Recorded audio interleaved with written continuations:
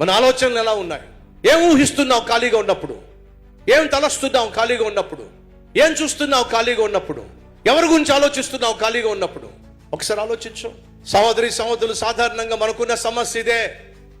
కళ్ళను పాడు చేసుకుంటున్నావు, ఫలితంగా తలంపులను పాడు చేసుకుంటున్నావు, ఫలితంగా ఏమైతే తలుస్తున్నామో దాన్నే చెయ్యాలి ఎగబడుతున్నావు.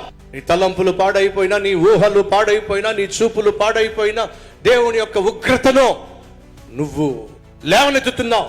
ఆనాడు మనిషిని సంపూర్ణంగా నాశనం చేయాలి అని దేవుడు ఆలోచించడానికి ప్రధాన కారణం తలంపులు పాడైపోవడం, ఆలోచనలు పాడైపోవడం, ఊహలు పాడైపోవడం. దేవుడు మానవ జాతిని సృష్టించినందుకే ఆయన బాధపడిపోయాడు. ఇప్పుడు నా ప్రశ్న, ఏ స్టేజ్లో నువ్వు ఉన్నావు? కళ్ళను పాడు చేసుకుంటున్న స్టేజ్లో ఉన్నావా? ప్రమోషన్ సంపాదించి తలంపులు కూడా పాడు చేసుకుంటున్నావా? కళ్ళు తలంపులు పాడు చేసుకుని ఇప్పుడు శరీరాన్ని పాడు చేసుకుంటున్నావా? ఎక్కడున్నా నువ్వు?